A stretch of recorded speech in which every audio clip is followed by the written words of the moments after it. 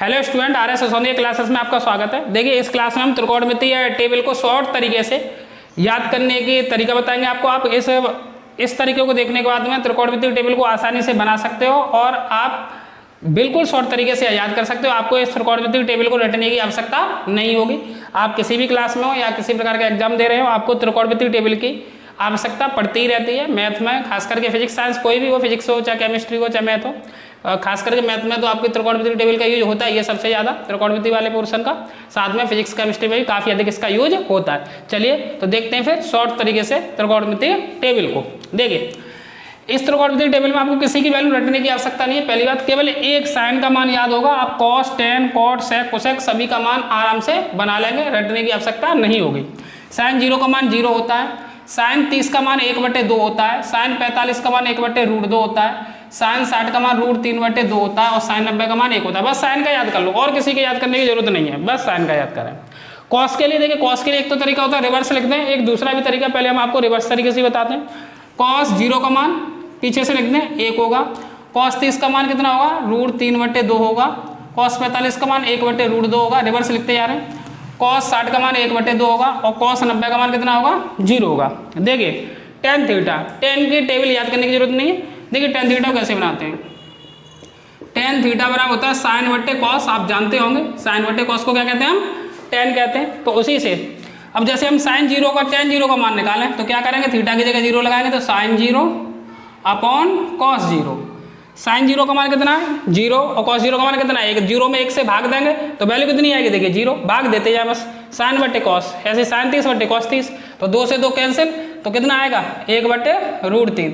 1/√2 में 1/√2 से, क्योंकि साइन बट्टे कॉस करना है टेन के लिए, तो काटेंगे तो वैल्यू कितनी आएगी 1। √3/2 में 1/2 से भाग देंगे तो 2 से 2 कैंसिल, कितनी वैल्यू आएगी √3 और 1/0 1/0। 0 का किसी भी संख्या में भाग दें तो वैल्यू कितनी आती है इनफाइनाइट, यानी कि अपरिभाषित।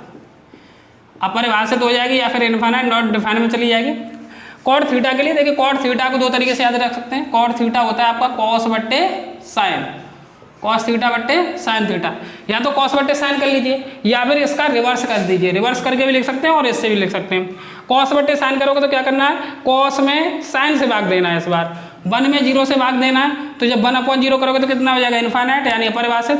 √3/2 में 1/2 से भाग देना है, 2 से 2 कैंसिल, कितना आएगा √3, या फिर रिवर्स लिख रहे हैं कैसे ही मान लो 1/√2 में इस 1/√2 से भाग दिया जाएगा तो वैल्यू कितनी आएगी 1।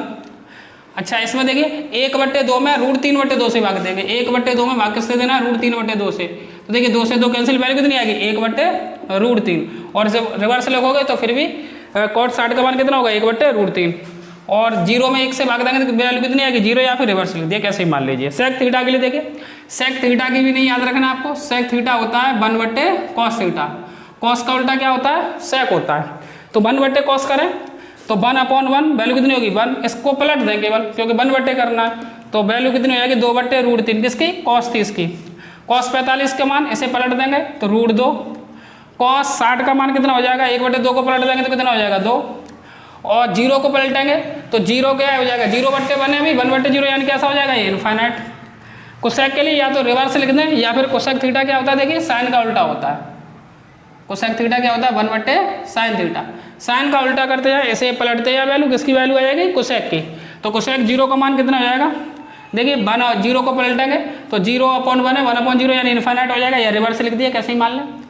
कोसेक 30 का मान कितना हो जाएगा 1/2 को पलटेंगे तो कितना हो जाएगा 2, 1/√2 को पलटेंगे तो कितना हो जाएगा √2, √3/2 को पलटेंगे तो कितना हो जाएगा 2/√3 और 1 को पलटेंगे तो 1/1 कितना हो जाएगा 1, या फिर इसका रिवर्स लिख दिया। किसी प्रकार से भी आप मान सकते हैं। तो आपने देखा होगा केवल आपको साइन की जो वैल्यू है वो याद रखने की जरूरत है, उसके बाद किसी प्रकार की कोई भी वैल्यू रटने की आवश्यकता नहीं है। आप आसानी से पूरी टेबल को शॉर्ट तरीके से याद कर सकते हैं और आसानी से इसे बना सकते हैं। इसी प्रकार की जानकारी के लिए, शॉर्ट ट्रिक पाने के लिए, तथा आप किसी भी क्लास में हो 9th 10th 11th 12th या किसी प्रकार का एग्जाम दे रहे हैं, उसके लिए आप हमारे चैनल को सब्सक्राइब कर लें, बेल आइकन को प्रेस कर लें। धन्यवाद।